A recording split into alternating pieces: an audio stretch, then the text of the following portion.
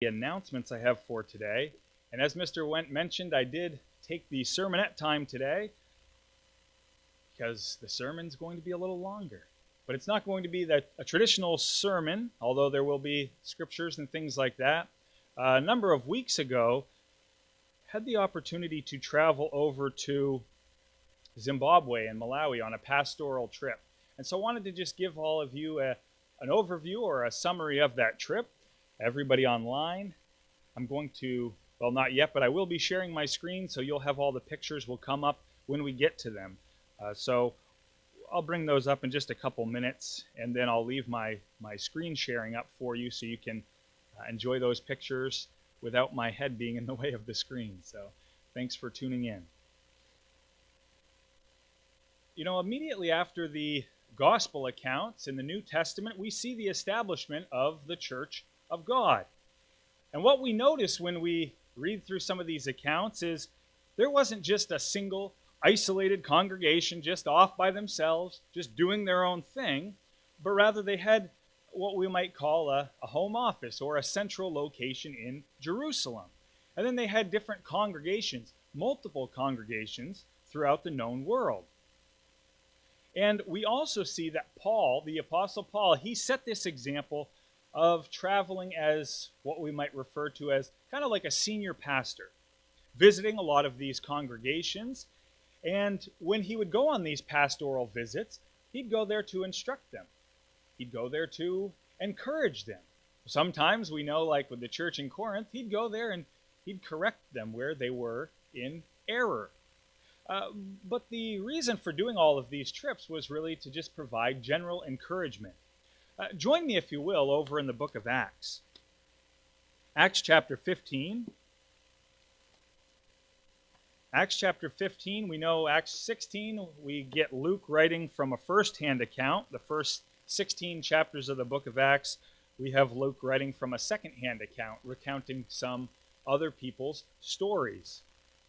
Acts chapter 15, let's notice a few examples here. Verse 36.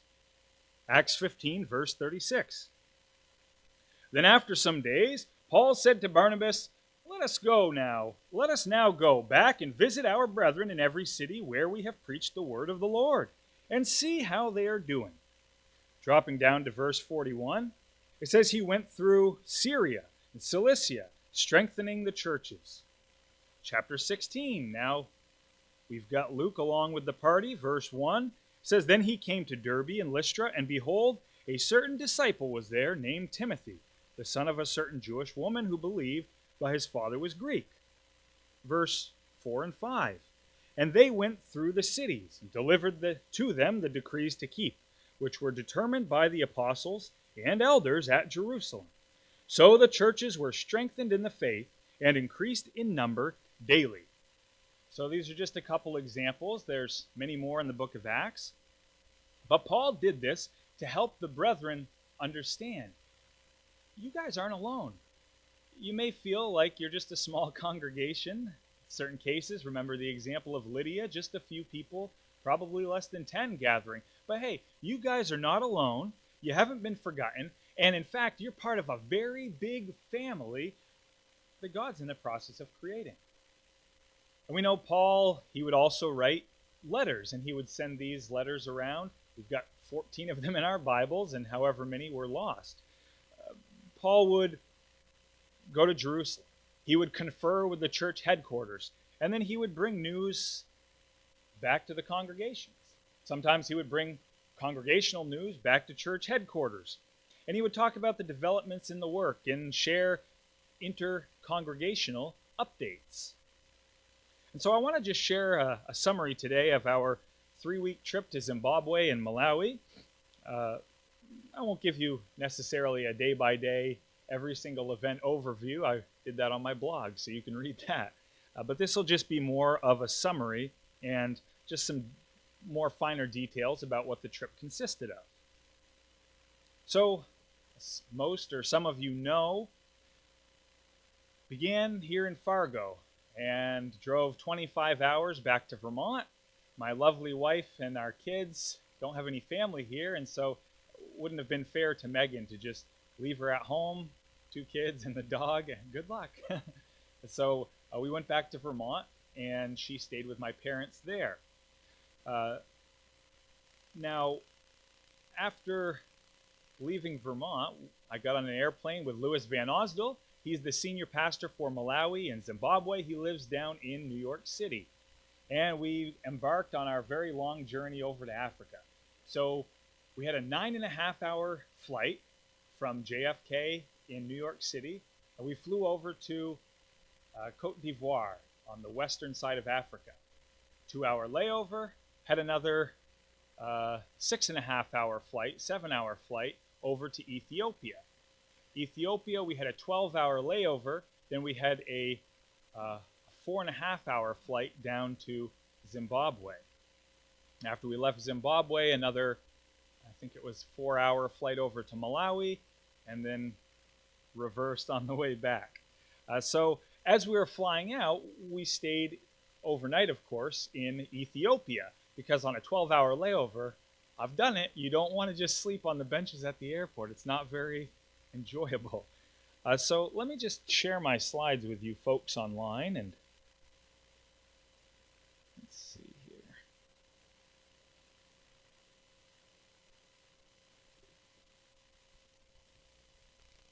The clicker, I will click through these slides for my online friends.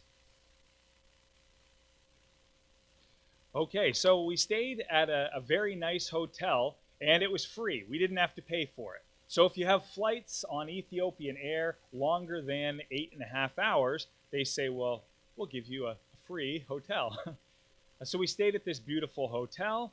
They had this huge buffet. There must have been 25 or 30 different dishes, all different kinds of things, and didn't recognize most of them, but I knew they were clean to eat. So here what you have is some sort of curry thing here, and then this dish here is called injera. So injera is a type of bread. It's their staple in Ethiopia, and I would compare it to, if any of y'all have ever done flooring underneath carpet, there's underlayment. So it's very similar to carpet underlayment, and it tastes similar to, no, I'm kidding, but in my opinion, it's very bitter. It's a kind of a sourdough flavor. And so they eat this injera with everything. They just unroll it, and they'll rip off a piece, and is this not working? Oh, there it goes. You can see it's ripped off here, but yeah, they just rip off a piece, sop up the juices, or pick up some of the food. And a lot of times in Ethiopia as well, it's seen very hospitable. You're eating with somebody else, and you don't feed yourself. You feed the person across the table from you. Mr. VanAusdle and I did not feed each other, though. We fed ourselves. We even used forks, but we tried the experience a little bit of eating with this underlayment. I mean, injera. So eventually, after all this travel, it was roughly, I don't know, about 20 hours of flight time, about 18 hours of layovers or so, and we eventually arrived in Zimbabwe. And now, most of you know, Megan and I used to live in Malawi, and while we were there for the feast, Lewis VanAusdle came over, and him and I went to Zimbabwe for part of the feast. Now, we try to visit all the countries in the world, not we, but the church tries to visit all the countries where we have congregations very regularly. But Zimbabwe, somehow, they had not had a pastoral visit for over 4 years. So, no pastor for 4 years. So it was kind of nice for us to go back there again a year later, and a couple years later. Lewis was there last year, but nice to see them again. Now, in the country of Zimbabwe, there are 2 elders in the whole country. And one of those elders is basically over all the work in Zimbabwe. I'm not sure his age. I think he's in his early to mid-50s. The other elder, he lives in a very isolated area, about 7 hours away from this primary elder. He's completely isolated, and he's in his mid-70s and has some different issues which don't allow him to get around very well. So these elders in Zimbabwe and in much of the world where we have congregations, they will be what we might call volunteers, but they receive stipends. So their stipend pays for like fuel to go visiting and other things like that. But they aren't paid. They'll typically have other jobs as well. Because most of the countries in the world, especially in developing nations, are 100% subsidized from the United States. So the elders in Zimbabwe, their backgrounds date way back to Worldwide Church of God. In fact, they were both deacons, for one of them for a decade, one of them for about 2 decades before they were ordained into the ministry. In Zimbabwe, we have roughly 100 to 150 brethren, not all of them baptized, but regularly attending church members. I'd like to just go over with you to Acts chapter 10. If you're still in your Bibles, Acts chapter 10, verse 34. As we go through the sermon, I'm just going to bring out a few different, or as we go through the presentation, I'll bring out a few pertinent scriptures to draw some lessons from. So Acts chapter 10, verse 34. Then Peter opened his mouth and said, "In truth I perceive God shows no partiality, but in every nation whoever fears him works righteousness is accepted by him." And so even in places like the middle of Zimbabwe, the middle of the bush, where these people have nothing and they don't really know a lot and they're not well educated, they don't have a good place to sleep, God is still working with people in these areas, because God is not a respecter of persons. God isn't looking at the outward appearance of a person like we see back when God chose David to be king. God looks at the heart. And so we have some brethren in Zimbabwe who live in the city, maybe about 10 or 15 people, but most of the people in Zimbabwe are rural dwellers or rural farmers. We might call them subsistence farmers. And the majority of those, I would say probably, I'm not sure, maybe 70% of these people who live in these rural places, they're illiterate. And not just unable to read English, unable to read at all. And some of them, how they came in contact with the truth is because what we do is we have, in a lot of these developing nations where we only have like one pastor, we'll have deacons who act as point men. And so in Zimbabwe, for instance, we have 4 deacons in 4 of our congregations. And those deacons will operate under delegated authority. They'll translate messages from English into, Shona in Zimbabwe, or whatever the language is. And they will counsel people for baptism. They won't do the baptisms, but they'll counsel. They'll provide marital counseling, baptism counseling. They'll give sermons. They'll translate things, and they'll help. And so a lot of these rural people, these farmers, they don't read any English. They don't speak any English. They don't read even Shona. And so what they know about God's truth comes from these deacons preaching the word of God. They might be just everybody huddled around somewhere outside with 15, 20 people in a village, and people from the village come over and they hear someone talking. And they'll hear the deacon preaching, and what they'll say is, "You know how we know this is the truth? It's because you're reading from the Bible. These other churches, they come here and they teach us their doctrines, but they don't read from the Bible." And I experienced that once as well when I was in Malawi, this village, and I was preaching a Bible study on what happens after death. Where do you go? And the woman said, "I've never heard this before. My church doesn't teach this. This is wonderful news." And so she was part of the Catholic Church, and they had their traditions, but they had never been preaching to her out of the Bible. So anyway, these brethren, they're also scattered, and the deacons in these areas are often used as point men. And so while we were in Zimbabwe, we stayed 2 different places. Now, the first day we arrived, got off the plane after all this travel, and we immediately got into a pickup truck, a small pickup truck, and we'll picture like a Toyota Tacoma. but diesel. So a Toyota Hilux. We got into this small Toyota extended cab, and we drove 5 hours east to a small town called Mutare, out over on the, not the coast, but the border of Zimbabwe. And we went over to the other elder's home, Mike Mukurati. Now, because of his age, because of the distance away, how isolated he is, well, he really needed a visit. And so we ended up not planning to stay there, but we did stay there. And let's see if I can show you my bedding for the evening. Well, they said, well, where are we going to sleep? And they just tucked.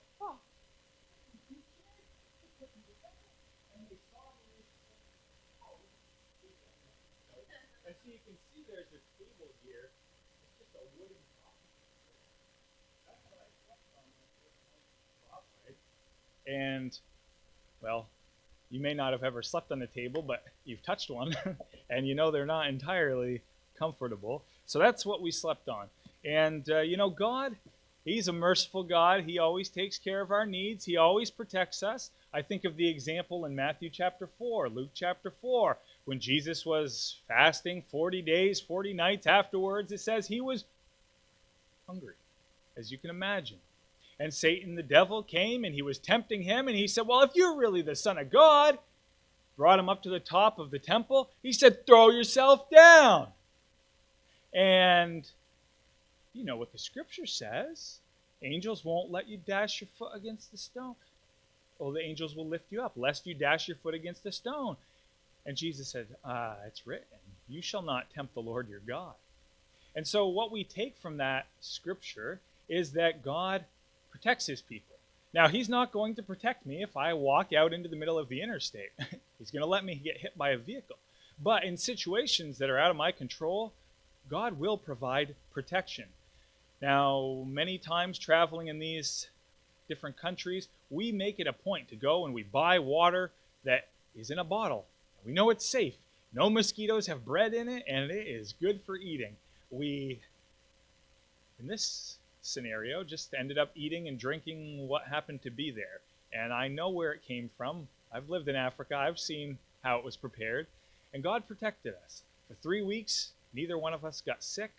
Neither one of us had any trouble. And we were drinking and eating the food right alongside the brethren many times. In the morning, next morning, after our first night in Zimbabwe, we got up and we had a bath. Or we got into the bathtub. And now most, people who live rurally in developing nations, well, they'll just, bathe outside. People who have houses, well, they'll usually have a bathtub and everything. There'll be a shower head and everything. Now, the shower won't work. There'll be no water pressure, so there'll be a shower head and there'll be taps, but nothing comes out of them. So they'll say, oh, it's time for your bath, and they'll hand you a bucket. So after a nice cold, well, that was mildly warm, a bucket bath, we were on our way. And just show you a picture. Here's Mr. VanAusdle, Mike Mukurati, and Mabasa Chichaya. So this guy on the right, Mabasa Chichaya, he's basically the one who's over all the work in Zimbabwe. He coordinates everything, as well as still having his own job. So we left Mr. Mukurati's. We drove 7 hours west to Mabasa's house. And while we were there, Lewis had a chance to do some fishing in his little fish pond. Now he has this dugout pond, and we didn't have to bathe there, fortunately, but it's stocked with fish, and Lewis caught some of our dinner for one night. And now Mabasa, he's a gold miner. And you may think, oh, a gold miner, he must be loaded. No, not the case at all. Gold's only expensive for the people who buy it. It doesn't make the people who mine it very rich.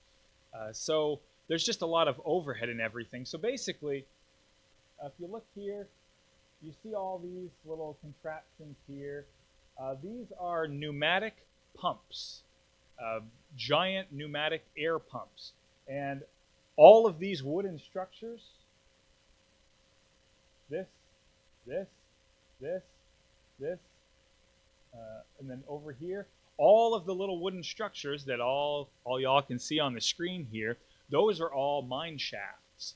And those are just hand crank pulleys where they have two guys on and they bring people up or down. They bring the ore, the gold ore, up or down. And this is what the gold looks like. It's just a pile of ore. And so there's a lot of overhead. Each mine shaft will have about 6 guys down there. So the process goes, they send guys down there. They send these pneumatic drills down there. They chisel away ore, gold ore. They put it in a 5-gallon bucket, and these 2 guys haul it up with this pulley. And then they do it again. And they do it again. They do it all day long. And, there's a lot of people working there, a lot of overhead. All these guys have to be paid. There's a lot of permits that have to happen. A lot of equipment has to be purchased. And then, of course, unless you're a big-time miner, you have to move this ore to somewhere else, have it all crushed up into a fine sand, and then the gold has to be extracted. And how they do that is they use some mercury, and the gold adheres to the mercury, then they heat it up and it separates. And anyway, very fun process, but at the end of the day, the people making or harvesting gold, they don't make a boatload of money. So next time you get a gold tooth or look at your wedding ring, it's where your gold probably came from. So one of our main goals while we were in Zimbabwe is we wanted to sort out some of the Feast of Tabernacles locations. We wanted to visit the new feast site. Now, over the past few years in Zimbabwe, we have been meeting relatively centrally for the feast. But as our numbers have grown, we've outgrown the place where we were meeting. Also, they have jacked up their prices big time since COVID, to the point that in Zimbabwe, a developing nation in the middle of Africa, they're charging United States prices for renting a feast site. And it is just not financially feasible. I mean, they're upwards of $15,000, $20,000 to rent a feast site that can't even take all of our members. And so it was determined that we should buy some land and put some infrastructure on it so we could meet there. So what we did is we purchased some land about 15 minutes from my boss's house. So he's able to oversee it because it's actually on the way to the mine where he works, where he owns the claim. So since that point, he's been overseeing the progress, and we've been making capital improvements there. I'd like you to just join me over a couple of scriptures, one in Psalm 127, verse 1.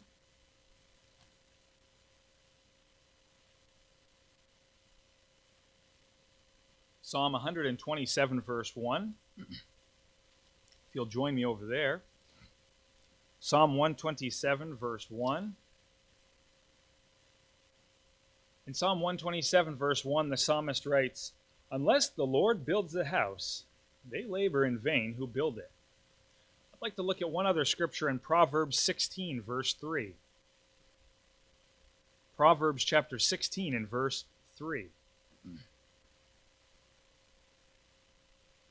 Proverbs 16, verse 3, it says, "Commit," or sometimes rendered trust, "your works to the Lord, and your thoughts will be established."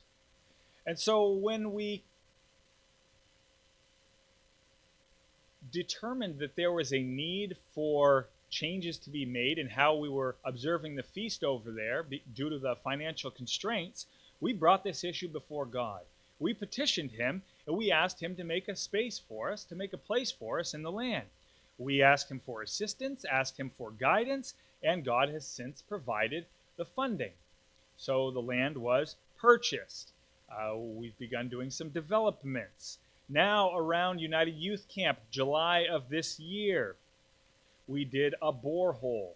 Now this area, there's a site, let's see, we drilled a borehole, and when Mabasa was overseeing it, they drilled down 40 meters. So that's times 3, that's roughly 120, 130 feet. Found no water. He sent me a video of the drilling process, and you're supposed to see water splashing up from around the drill. It was dust. And so they drilled another 20 meters. 60 more feet, nothing. They drilled another 20 meters, nothing. They drilled another 20. They drilled 100 meters. They didn't find any water. A very expensive borehole. And so we brought that petition before God, and we asked him to provide water in this borehole. And 1 week later, on Wednesday, they came out to do a survey of that borehole, and it was full of water. And so God's hand was in this. God provided water for this feast site. I think we all know if you have a feast, you can't have it without water. Hard to cook, hard to stay alive, hard to use toilets. So God provided water miraculously. And the place next door, they drilled 5 300-foot wells, 328 feet, each one dry. They found no water. And they said, this must be a miracle. How did you find water way out in the middle of nowhere? We didn't find it. God provided. Because there wasn't any. For a week, no water. And so, unless God builds the house, they labor in vain who build it. So we're very grateful for God's involvement here. The financial investment on the site is expected to pay for itself and to even out in about 4 years. And then after that, it'll be what we may say free and clear. Let's see. So here's just a picture of what the kitchen is going to be like. Kitchen? Or maybe this is the dining room or something. And basically, a lot of the buildings in Zimbabwe, the way they do them, it's not just grass on the roofs, but they'll take and they'll cut long straw and they'll bundle it together very, very tightly. And then they'll use those tightly bundled, tight bundles of straw, and they'll bundle more of those together. And in fact, it creates a very waterproof roof. And it's one that will last for 5 to 10 years. So they're very common there. Also, here's just the foundations for where some of the toilets will be. You can see they're pouring some, I think it's lime in there to mix with things, and they'll build it out of bricks. I've got some pictures of some bricks later. They'll build it out of bricks, and then they'll take cement and they'll seal in all the bricks with the cement, and it'll be a nice strong wall. Here's a foundation of the gate building at the feast site in Zimbabwe. So because it's out in the middle of nowhere, they're going to build this small 3-bedroom home, and a man and his wife and a couple kids, they're going to live there and act as caretakers for that property, and then this will be their payment. They're just living somewhere rurally anyway, so they might as well live here and watch over the feast. There will be a second feast site in Zimbabwe this year, and if you can believe it, it's even more rural than this. And it's up in a far northern rural district, and I'll show you some pictures of the members. But, travel in Zimbabwe and other places, very difficult, very expensive. The roads are absolutely terrible, and even if they're paved, they're still terrible. And many of the roads between these villages are not. And so it can be very, very expensive to travel. Now, members from that rural village I mentioned to you about, they'd been attending for a while, and it was determined that they should come out while Mr. VanAusdle and I were there. We'd have a Bible study, we'd counsel some of them for, or we'd perform some baptisms. And so, just to give you an idea, some of them left at 4 in the morning, and they didn't arrive at my boss's house until 11. So they traveled all that way just to hear the Word of God preached, and hopefully some of them to be baptized. Now, Lewis and I presented a Bible study about repentance. We went through repentance, and while we were talking, it had to all be translated because none of the rural members spoke even a single word of English. So it had to all be translated by Mabasa, and we talked about repentance, we talked about baptism, about the laying on of hands, about water baptism, what that symbolizes, what repentance really is. And we talked as well about the importance of God's holy days. Now, we did an overview of them, but we specifically focused on the Feast of Tabernacles. And in a lot of developing nations, it's not a big deal to take one day off from work, unless it's the Sabbath, which is another issue we addressed. But the Feast of Tabernacles is unique because it's not one day, it's not 2 days, it's not 4 days, it's 8 days long. And so when you're a rural farmer and you're depending on your food, it is a test of faith. And so we explained about how these holy days, these are not suggestions. These holy days in your Bible, these are commands from God. And they didn't originate at Mount Sinai. They originated at creation. They are for mankind. You are expected to be there. They are holy convocations. You must be going to the Feast of Tabernacles. And we went through those things with these brethren because those are often test commands for these people, as well as the Sabbath. You cannot be working on the Sabbath after church services. You can't go home and then just go to the field and go working. So those are the big two. And so out of all these people who came, I think there were 11 people that came. 5 of them came with a hope. Oh no, there were 14 that came. 5 of them hoped to be baptized. And we interviewed each one of those 5, and we ended up baptizing 4 of them. So you all have 2 new brothers and 2 new sisters in the faith. And the 5th guy, he had only just found out about the Sabbath a couple of weeks before. And so we said, well, this is wonderful you're here, but I'd like to see you establish a pattern of good works and see you observing the Sabbath more than twice. So, yeah, he said, oh, I definitely will. And I'm going to be at the feast this year. I'll see you guys next year at the feast. And maybe I'll be baptized by then. So I hope you will be. And, I was talking to one of the deacons after, and I said, I look forward to the time when we can just converse easily. And there won't be this language barrier. I'll be able to talk to these people who are just baptized face to face. I won't have to go through 1 or 2 interpreters to try to figure out what it is they're saying. What a joyful time that's going to be. And, that holy day we just finished, Feast of Trumpets, that looks forward to that. Those 4 people, I'm going to get to say, hey, I laid hands on you. Do you remember me? It's going to be a very exciting time. And so, let's see. Got a few pictures here. Here's a pool that was across the street from my boss's house. Now, a lot of times in these developing places, you'll see they have things which in America you may say, wow, you have a pool? But when you get up close to it, you'd be like, oh, I wouldn't swim in that. So they're not like well made or nice. And you could see here on the right, there's a big pipe. You would think that could fill up this empty pool very quickly from a borehole, except there was no water pressure. So instead, we filled up using this little hose on the left, a garden hose. And we had to wait like an hour for this thing to fill up with enough water to get these people under all the way. So we did perform this baptism. Also gave them some glasses, had brought along some donated glasses from some members. Also had brought along some donated clothing from some members that we had carried with us. And a lot of these people, they don't have jobs. They just farm for themselves. So they were very grateful for some of these items, articles of clothing, for reading glasses for those who could actually read. Sabbath then in Harare, which is the capital of Zimbabwe, there were 12 of us. And I'm not sure, I may be inaccurate in saying this, but I think Zimbabweans are just very short.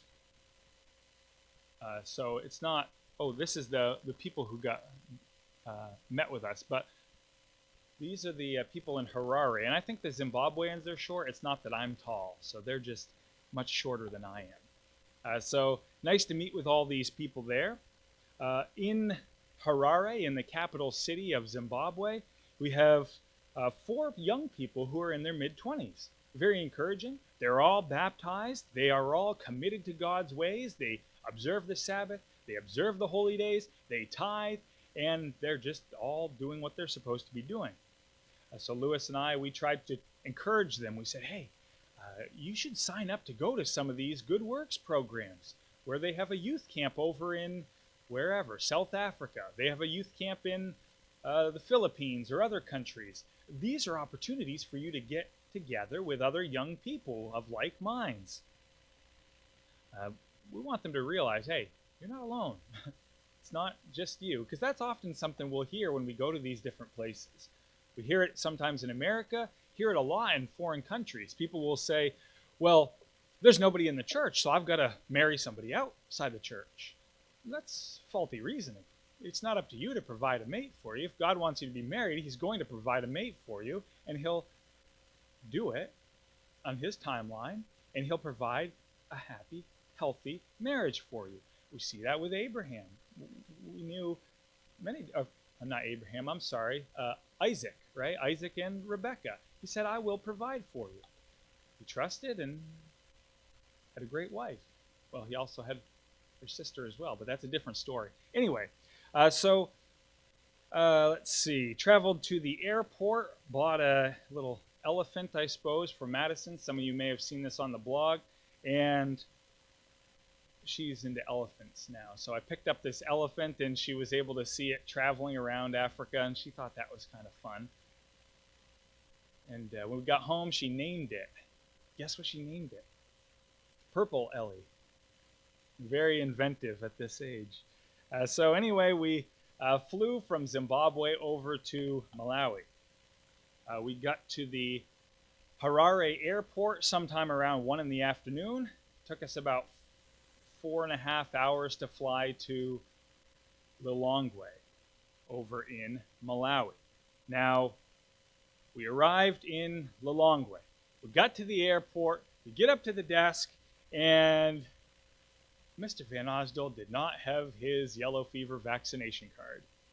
Now, he had his yellow fever vaccination because he had 15 or 20 stamps in his passport saying he had been there before.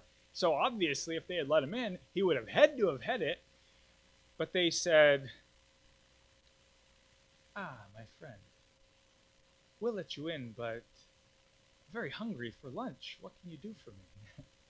And Lewis turned to me, and he said, oh, give me some of that beef jerky. And he said, well, here, you can have this for lunch. And they said, oh, thank you. They did not want beef jerky. But that's what they got, because that's what they asked for. So anyway, we didn't end up bribing anybody, but because of the delay, we got stuck in rush hour traffic. And we were picked up by some very nice people from church. Nice to see them. This here is, let's see, George Chapamba, Wiza Nkorongo, and just nice to see them again. It's been 4 years since I've seen them. So when Megan and I were living there, we were intending to leave at the end of a certain time. Because of COVID, we ended up leaving 10 days early. It doesn't seem like much, but it was a very hurried departure because they shut down the airport about 12 days after we left for the rest of the year.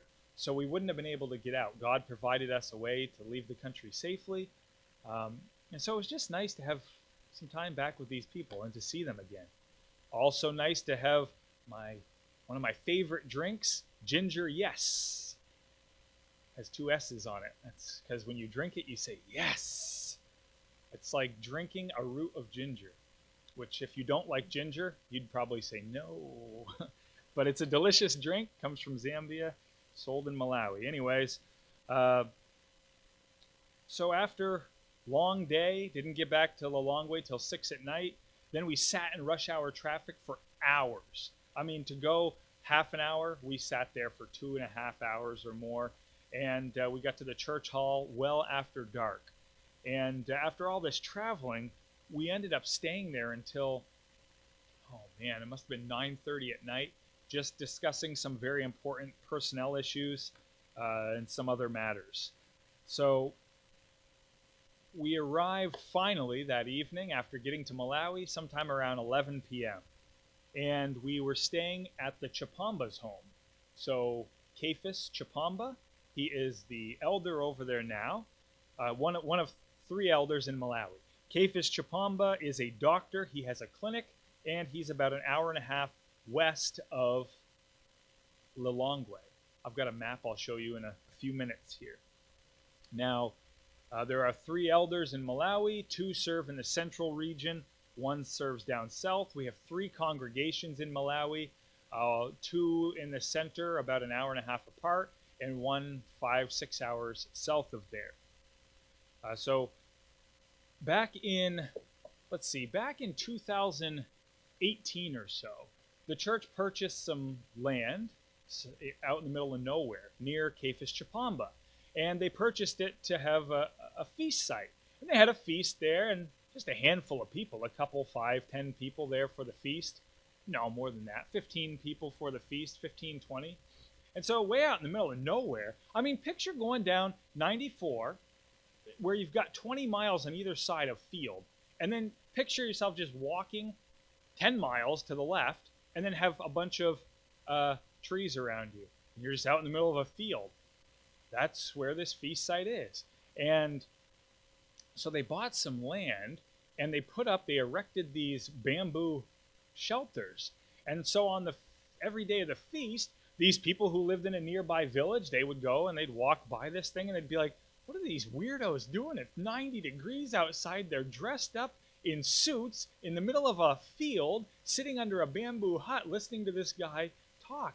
So they would come around and they'd listen, and eventually they started asking questions, and they started coming for occasional Bible studies. When Megan and I lived there, I would go every Wednesday night and conduct a Bible study after the sun went down.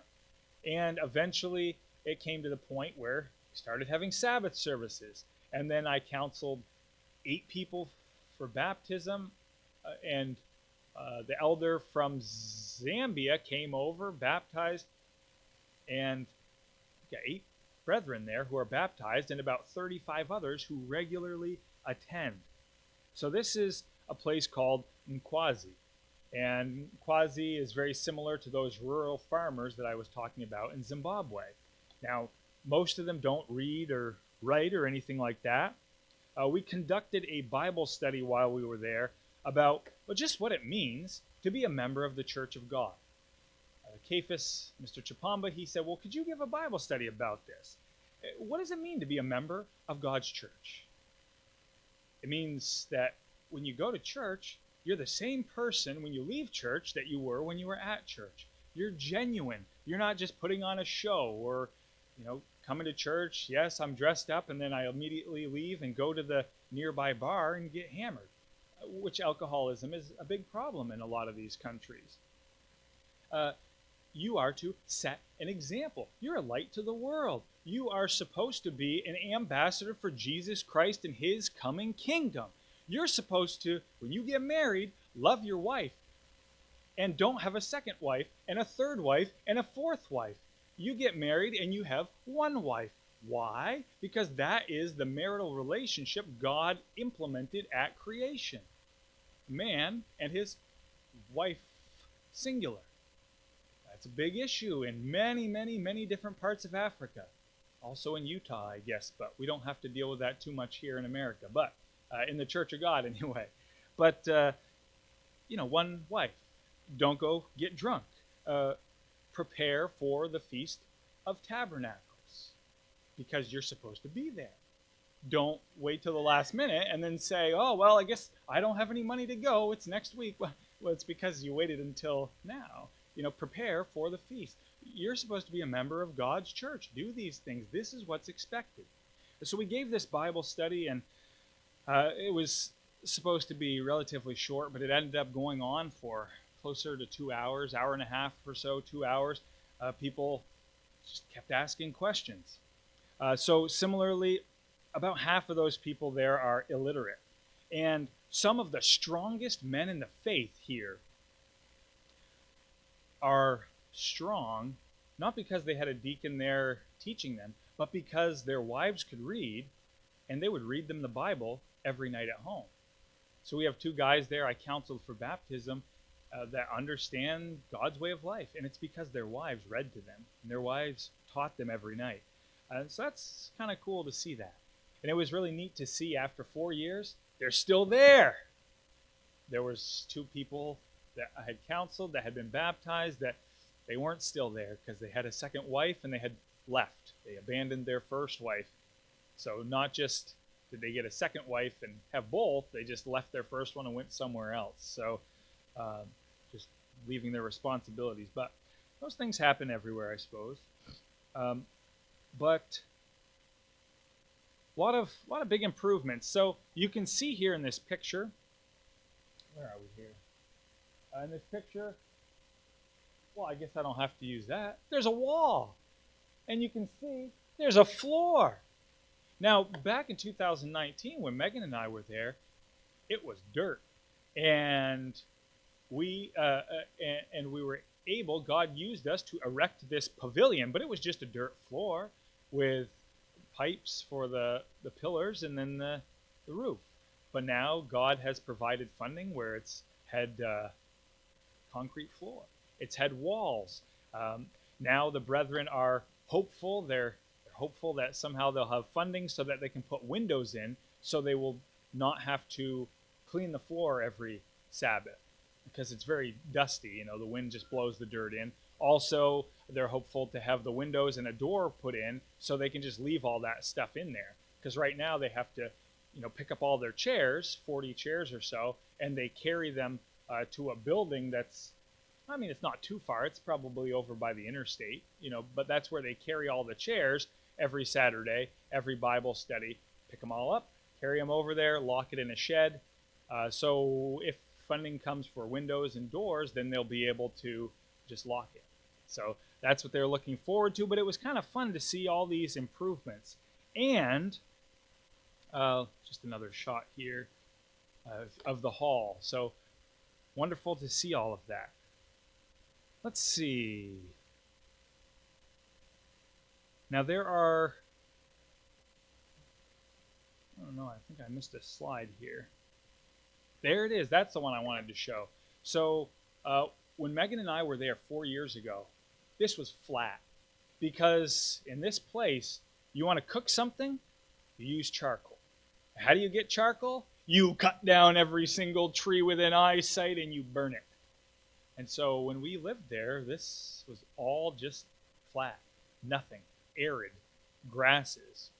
And when we bought that land, and actually when Megan and I got there, we said, no more cutting. Don't cut any trees. Every tree is to be left. And so now I hardly recognize the place. Tears almost came to my eyes. There's trees everywhere, all over this property. And there's these hedges, and it looks beautiful now. And in a few more years, there's going to be big trees for providing shade. We've got macadamia trees there that have yet to be planted. We've got banana trees there, different things. So it's really going to be a very beautiful place, and it already has become beautiful. I'd like you to join me just over in James chapter 1, because we do have some different admonitions we try to stay on top of in the church. There's a lot of work to be done, of course. James chapter 1, verse 27. One admonition we try to stay on top of and try to, it's a directive, and it's something we try to admonish our elders in other countries to do as well. James 1, verse 27. James writes, "Pure and undefiled religion before God and the Father is this, to visit orphans and widows in their trouble, and to keep oneself unspotted from the world." So, something that's not always easy to do. Now, it's easier in the United States, right? If there's a widow, we can pick up the phone and call. We can drive on a road to pick up someone, bring them to church. We can help care for people very easily. The only thing that hinders us from caring or caring for people or providing for people is how we manage our time. But in foreign countries, a lot of times, people are so hindered just by the roads, or they're hindered by the phones. At any given time, you could pick up your phone. Yep, I've got signal. But in Malawi, Zimbabwe, I hardly had service ever. Malawi or different places, the networks will go down. And you don't know. Will they come back on today? Will we have service tomorrow? Will I have service all week? There's no way of knowing. And it's not just cell service, it's will I have power tomorrow? Will I have power next week? No way of knowing. These things are not sureties. And so, we made some time in our schedule to visit some widows who needed encouragement. Here's Elder Tungala, and let's see, this is Mrs. Njewa. Mrs. Njewa had, I don't know how old she is, late 80s. She had a double stroke within a month of first one, I think, on both sides of her body. And so she has regained much of her cognitive ability. She's lost a lot of her physical abilities. One leg doesn't really work. But she's regained quite a bit. She lost 80% of her ability to speak English. So mostly she just speaks Chichewa. But I was able to say a few words in Chichewa with her and seemed to like that. So let's see. Also, this widow here, Mrs. Chipalingu, she emigrated to Malawi from South Africa back in 1969. Then she lived in Blantyre, the Southern Congregation area, Southern City, until a couple years ago when she had a stroke, and that debilitated everything except for her right arm. So her right arm, she can pick and move her arm and pick and move her legs. But let me tell you what, my friends, this woman's mind is sharp. She remembers every single person's name from all the congregations. She could probably tell you what so-and-so gave for a sermon back in 1978. I mean, she is sharp. And what is so encouraging is, well, it's sad as well, but, the people who can go to church sometimes choose not to. People who can go to the feast sometimes just choose not to. The people who want to be with God's people, who would give anything, they can't. They just sit there, unable to move, unable to have visitors because they're so isolated, and they're just alone. But this woman was so encouraging because, and not just her, but the other widows we talked to, because they're still on fire about God's way of life. And even being in the church of God for so long, even if they've lost some of their mental things, cognitive abilities of recent years, the foundations of God's ways of life are still there. And they still talk about those things. They still talk about the feast. They still talk about the Sabbath. They still talk about visiting. And so, the thing we see when we go on these pastoral visits, and we go to Africa, we go to India or the Philippines or different places that I've traveled, is maybe if you'll just turn the page a couple over to 1 Peter 5. Now notice what Peter says, 1 Peter chapter 5. 1 Peter chapter 5, verse 9. Peter, he brings this point out that I want to make here very clearly. 1 Peter 5 and verse 9. Talking about Satan the devil walking about like a roaring lion, seeking whom he may devour. Notice what Peter says in verse 9. Resist him, steadfast in the faith. Why? Knowing that the same sufferings are experienced by your brotherhood in the world. So it doesn't matter if it's India. It doesn't matter if it's Africa. It doesn't matter if it's Australia. The living situations may be different. The standard of living absolutely is different. The food may be different, but the struggles are the same. People are still struggling with alcoholism, with marriages, with going to the feast, with dealing with different things that we deal with here in America. Standard of living is different, but the struggles are the same.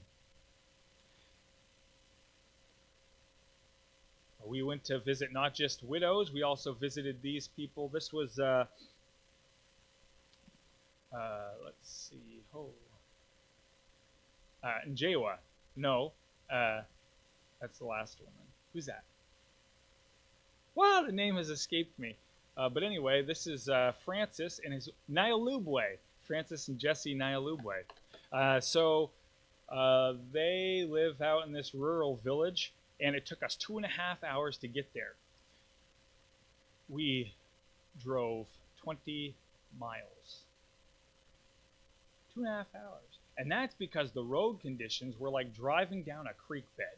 Boulders, huge ruts, just terrible, terrible, terrible roads. And so they're not able to make it to church every week because they don't own a car. And buses don't drive out there on these roads. So the only way to get to church would be to travel 10, 13 miles or so on the back of a bicycle, because they don't own a bicycle. So they would hire a bicycle and they'd ride on the back, 13 miles or so to the main road, where then they could pick up a minibus and take it into church. But it would take them 2 hours on the back of a bike to get to the main road. Actually, it might be quicker on a bike than it would be on a car. But either way, they aren't able to travel regularly. So, we are. Well, what lessons can we take away from that? I think probably a lot. A lot easier for us to go to church, and we should go, because there's people who want to be there who aren't able to be there. Now, driving through, you see these sites all over Africa. These are just some bricks. What they do is they carve out some clay-type soils. You'll see a guy down in a pit with just a hoe carving out some soil. They'll take that clay, they'll mix it with water, put it in molds, and put it out in the sun to dry. And I thought, you see all these buildings crumbling. And I asked Cephas, I said, well, why don't they just mix it with straw? Like in the Ten Commandments movie, make some good bricks that'll last a little longer. And he said, well, we don't do that because of all the termites. The termites would eat the straw. And so it's either your house crumbles on its own because it's just dirt, or your house crumbles because the bugs are eating it. So 6 in one hand, half dozen in the other, but one of them has bugs in your house and the other doesn't, or less bugs. So no termites is the preferable option. So first Sabbath service in Malawi on this trip was in Lilongwe. Now, we couldn't be in 2 places at once, so we brought the Nkwazi brethren down there to join us. We wanted to promote some intermingling between the congregations. So let's see. I'm going to just show you here. This is a view from the pulpit. I'm going to play a video next of some special music on the Sabbath, and I am going to try, let's see how I can do this. You people on the internet land, I'm going to try to share it with you and turn down my volume so that you can't, so these people can't hear what you're hearing. We'll see if this works. Let's try this. I'm sorry if it doesn't work well for you, but we'll see. So, you can play that. I won't play all of it.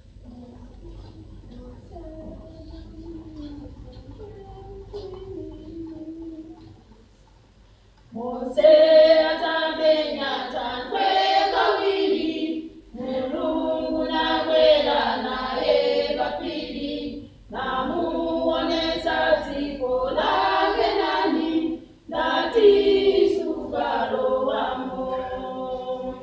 Mose atamenya tankwe kawili, Mulungu nakwera naye papiri, namuonesa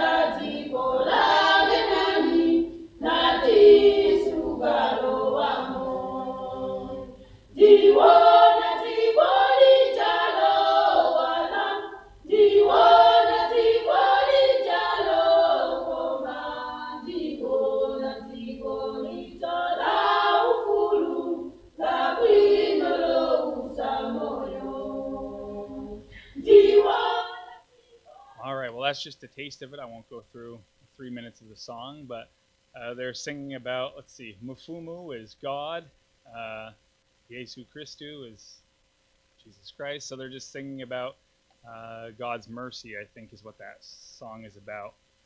So just nice of them to come together and present that special music before God. I think when we were living there, they had special music almost every other week. Just beautiful to hear those voices, and even though we don't understand, God understands, and have to imagine it's kind of a neat harmony to have all these different voices praising Him. Even while we were singing song services, some of the people would have Chichewa hymnals, and other people English hymnals, and just a nice blending with the same harmony, same music. So here's a picture of the congregation. So getting on down to the last part of our trip, we traveled down to Blantyre. So you'll find, I'll point it out to all of you, you people online, if you look in the center of your screen, you'll see Lilongwe where the star is. That's the capital of Malawi. We have a congregation there, and halfway between there and Mchinji on the left of it. Also, we have one down in Blantyre on the south. So you can look for that, and I'll do some pointing on the screen. So let's see, Lilongwe here, we have a congregation. We have a congregation right here. And we actually have some people that come up from Zambia. That little bump is Zambia. So some people that come right over the border and they meet with us as well. Then we have a third congregation down here in Blantyre. So Blantyre to Lilongwe, about 5.5 hours apart. And Blantyre is the oldest congregation that we have in Malawi. It dates back to the Worldwide Church of God, and many of the members are still around. Consequently, it's the largest and has the strongest foundation of pillar members. A lot of people in their 70s, 80s, 90s there who have come into the church back in the 60s and 70s. We drove there with the elders Cephas Chipamba, Heighton Tungala, and we were going to have a ministerial conference and visit some of the places where there were some good works projects going on. Now, as we went down, we stopped to visit this old widow who lived about 2 hours and 45 minutes either way from a congregation. So all the way by herself. She's in her 90s. She fairly healthy, gets up, goes around, she says, well, I'm healthy because I walk up every single morning. I get up and I walk around my house twice. I come in and I have a rest. And then I get up, and then I pray. And then I get up and then I go and I climb up and down this flight of stairs twice. And then I come in and I have a nap. And then I wake up and I have breakfast. And she said, every day I do this, and that's why I'm so healthy. And so this is Mrs. Chilapora. She speaks great English. She lived in the UK for a few years, many years ago. And, you know, she just is an encouragement. She just stirred us up and admonished us all. Of course, we were there visiting, but she's admonishing the elders and the brethren there in Malawi. You people need to get out and visit the people.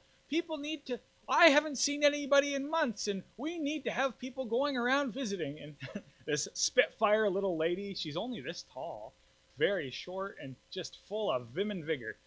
So nice to see her, and you know, had a little miracle on the way just outside of her house. So in this town, there's 4 gas stations, and only one was open when we arrived. And it had a line of cars, because when we arrived in Malawi, there was a fuel shortage. And 3 out of the 4 were closed. That one had a huge line. So I said a silent prayer to God. I asked him to please provide a way, because we didn't have days. You know, people will sit there in a line for days for fuel. We don't have days to wait. We got places to be. I prayed God would mightily open up a way for us to get fuel. And we left her house after a couple hours, and we waited for 10 minutes. We got fuel. And more than that, we were not restricted in the amount of fuel we had to buy. And more than that, we paid reasonable prices for it.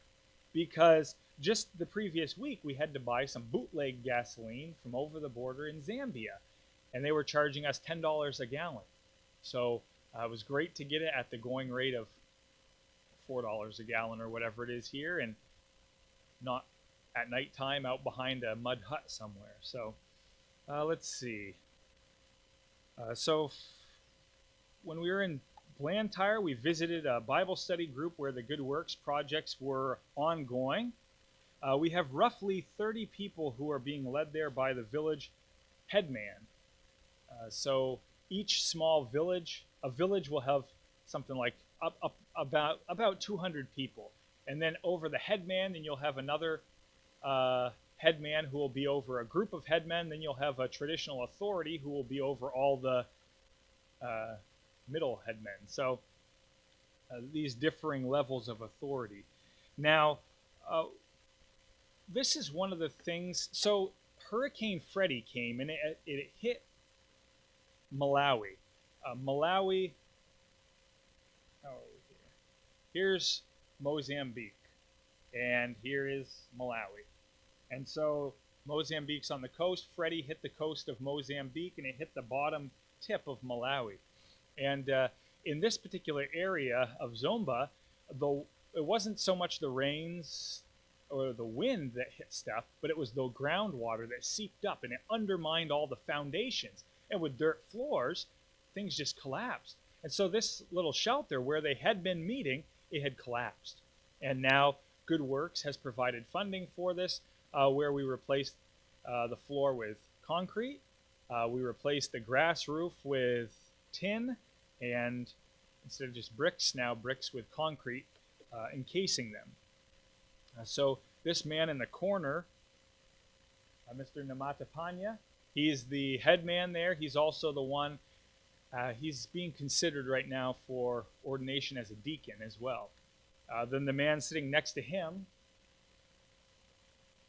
that guy is Gracious Mpalangwe. He's the third elder in Malawi. He's the pastor for the Blantyre congregation.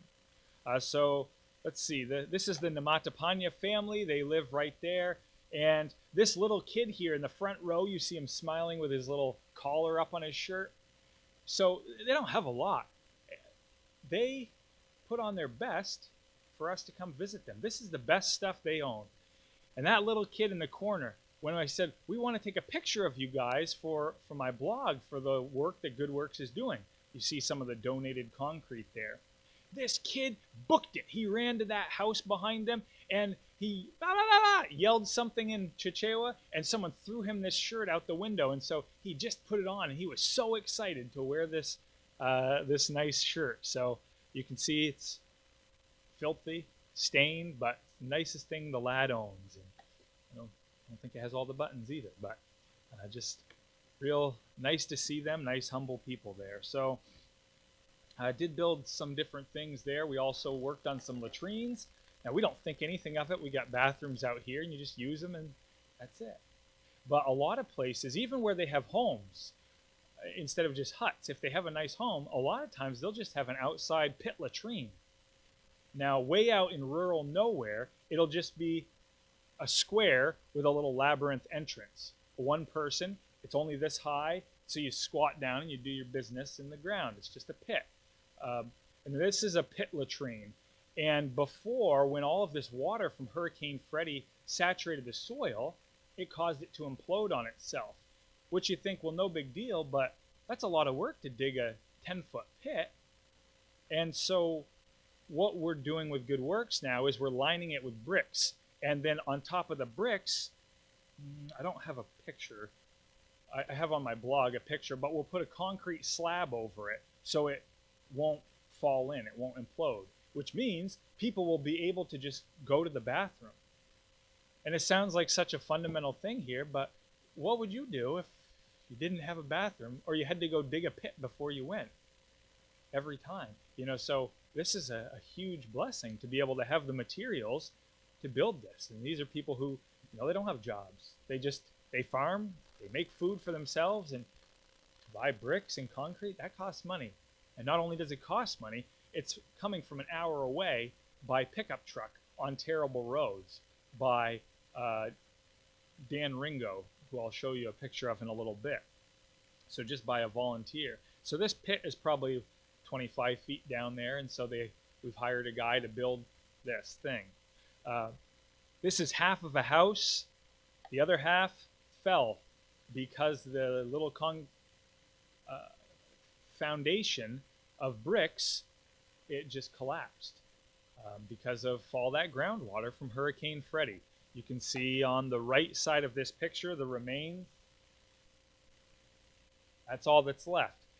So Malawi, they're the third poorest country in the world. So they're not like Zimbabwe. They don't do things. They didn't have that British they had British influence, but they didn't have the British rule like Zimbabwe did. And so Zimbabwe, they do things a little bit, we might say, well, they do things a little more practical, I think, at times. But these people, they just have grass on the roofs. That's literally all it is. It's a hut with some timbers, and there's some black plastic that they found, and grass. That's what the people have.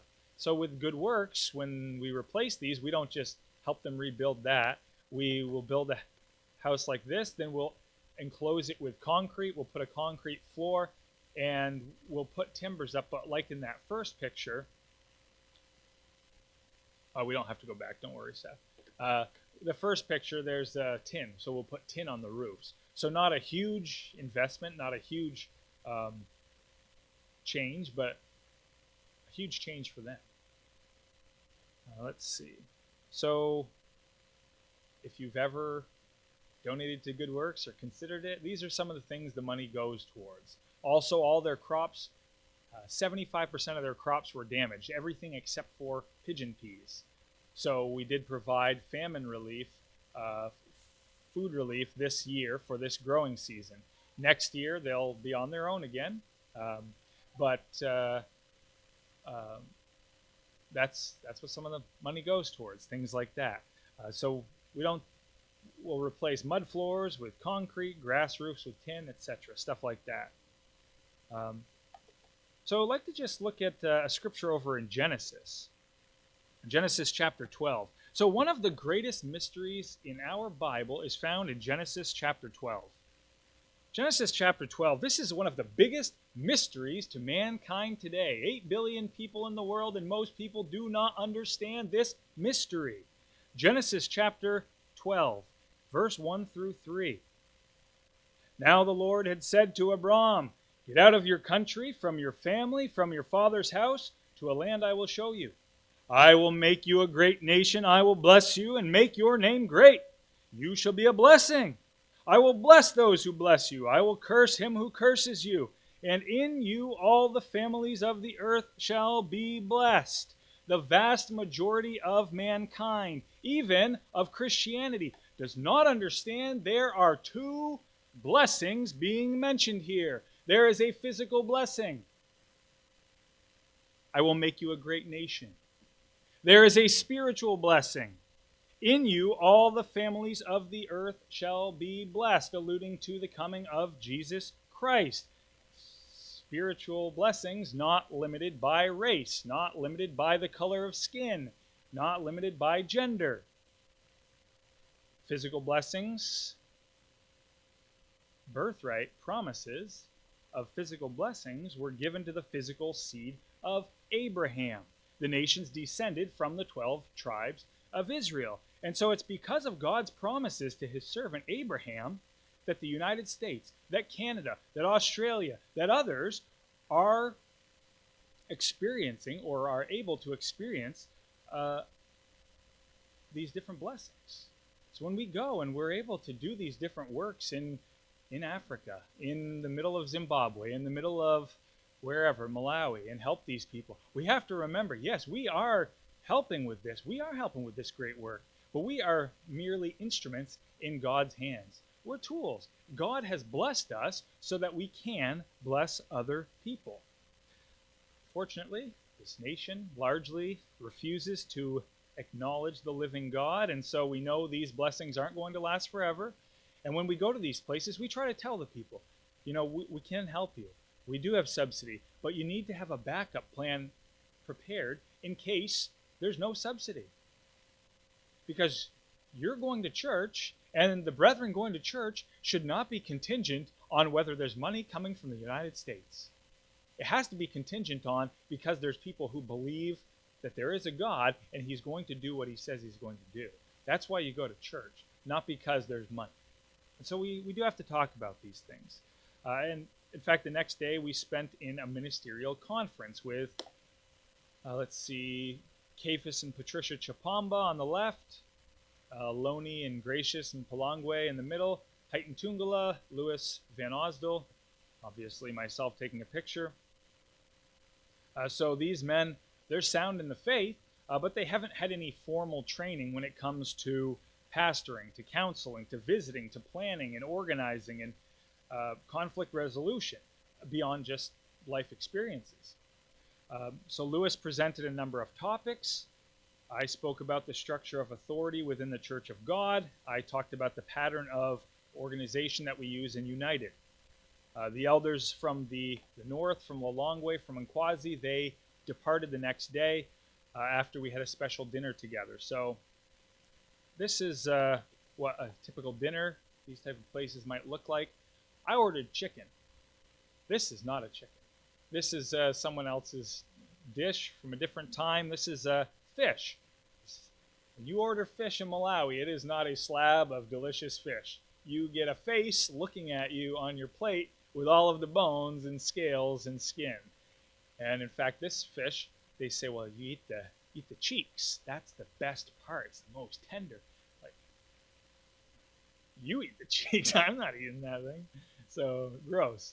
But anyway, this thing on the right, this wad of mashed potato looking stuff, is what they call nsima, or in Zimbabwe, sadza. Same thing. Nsima is, it's just if you take your corn, not sweet corn, but cow corn, take your corn, let it dry, take all the kernels, grind them up into a flour, and then get some boiling water, stir the water, and pour in this corn flour until you get to this paste-like consistency, and then you just take it in your hand, like maybe the size of a gum ball or smaller than a golf ball, and you just mush up a little thing, and you use that similar to that injera. You just sop up some of the juices, or it doesn't really sop up juices well because it's like paste, whatever, but it doesn't taste like anything. It tastes like nothing. But this is a staple because many people are very poor. Third poorest country in the world. So this is their staple. And they'll often have, this is for a special meal, that's what this one is, but typically, pumpkins, pumpkin leaves, they'll take the pumpkin leaves and cook them up. They'll throw the pumpkin away, and they'll use the pumpkin leaves, and they'll eat that along with some of this nsima. That'll be their meal. And so it's kind of special to have meat. They'll have goat, they'll have chicken from time to time, beef less regularly because it's more expensive. Fish is their favorite. Most Malawians love fish. I love fish. I do not like them looking at me while I'm trying to eat them. Anyway, not going to go into this too much. This is just, because we're wrapping up now. Went to visit while we were in Blantyre, this section that had been affected by Hurricane Freddie as well. Instead of being affected by groundwater, this is a section that was affected by rainwater and flooding. So we drove way up on this mountain. And if you could see at the very top of this picture, there's kind of a crevice cut into the mountain.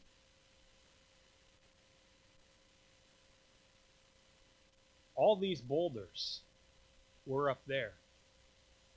This house on the right,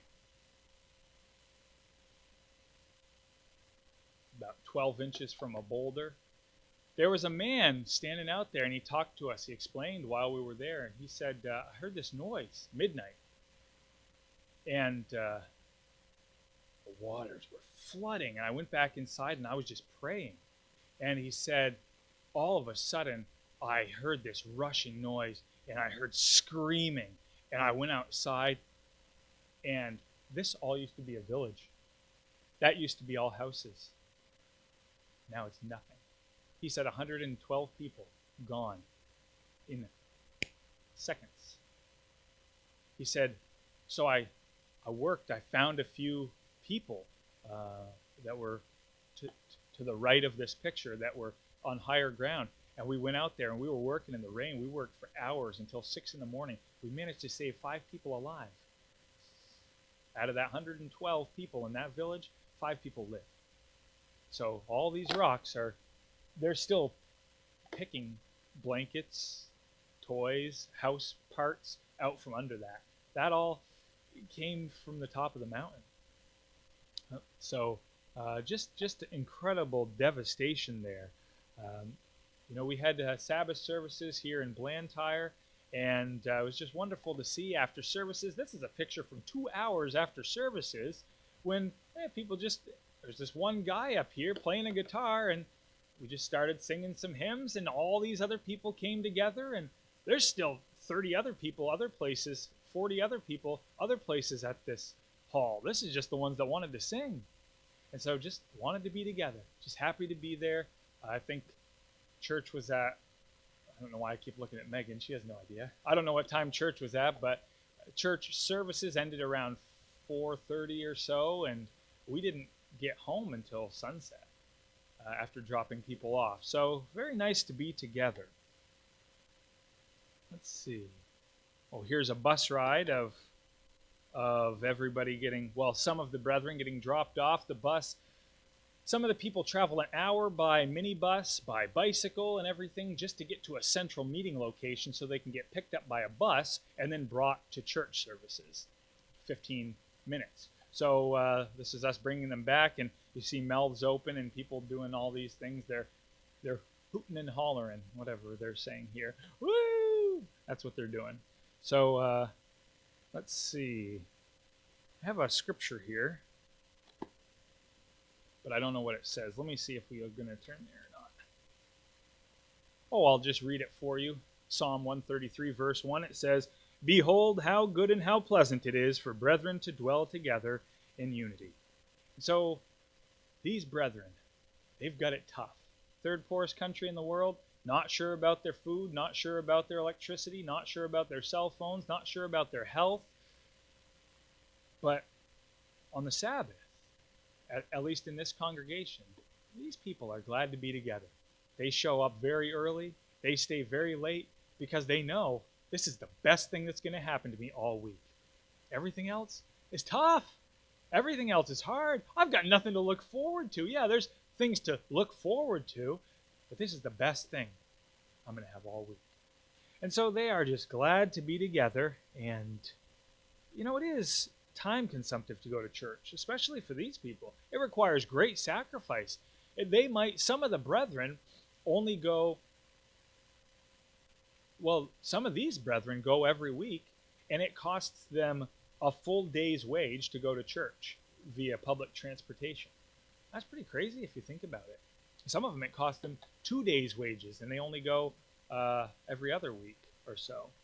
The brethren that came down from Zomba, remember those 30 people I mentioned, they only come down once a month, I think it is, and or maybe just holy days, because it's over an hour drive and it's very expensive. So anyway, I'll start to wrap up here. Final morning in Malawi. Went on this little, hiked this little hill overlooking Blantyre. We stayed with these people. This is Dan Ringo and his wife, Carol, their smiley little daughter, Decca. And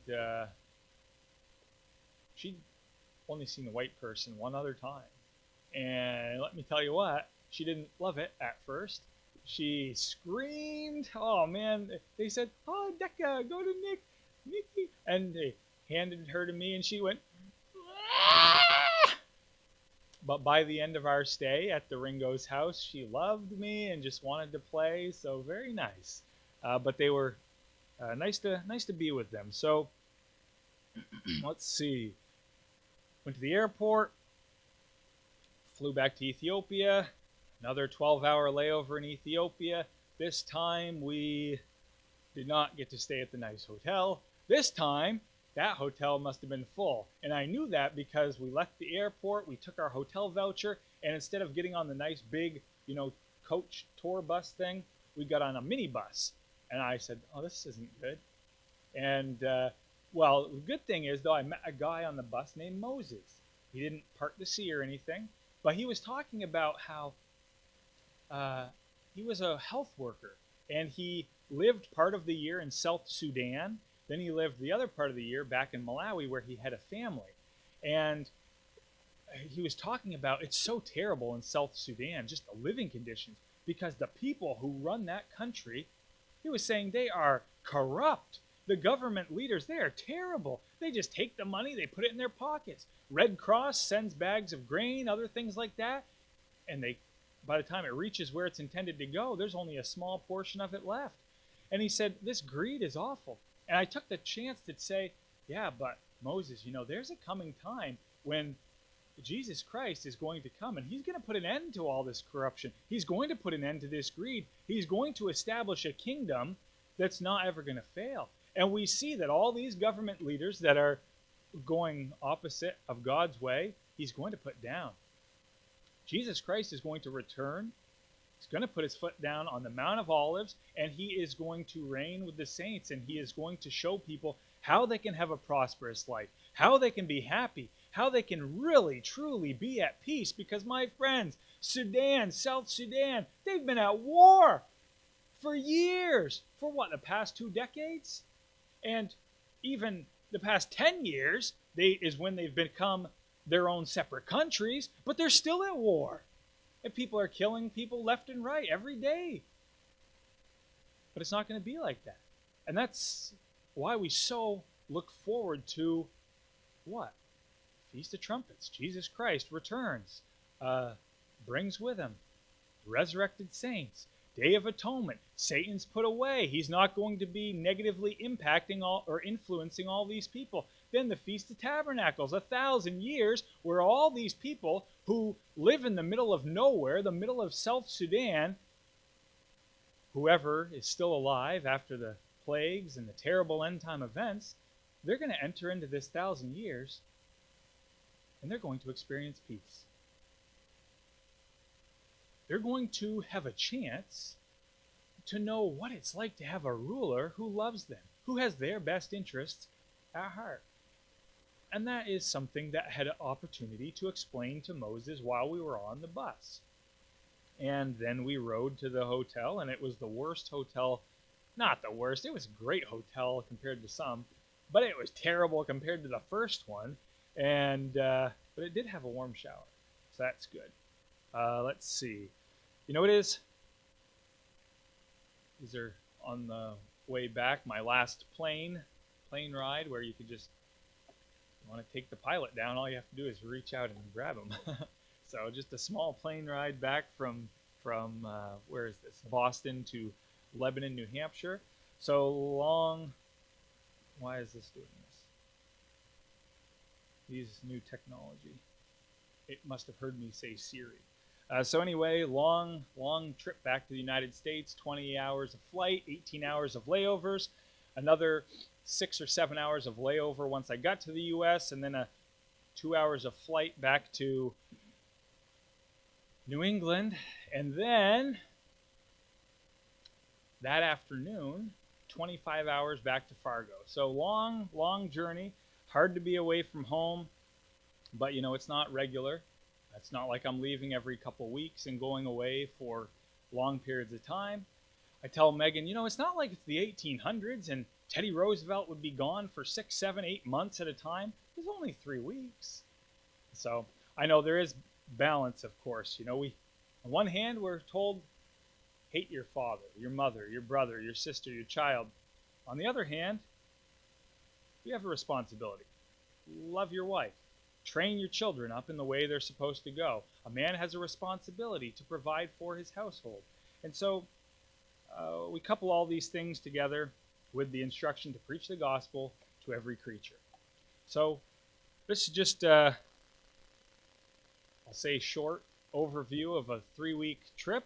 Hope you've enjoyed it. If you have any questions or comments, different things, we can talk about it more after services. In any case, that's all I have for now, so I'm just going to stop sharing my screen and we'll turn it back over to Mr. Wendt for the remainder of the service.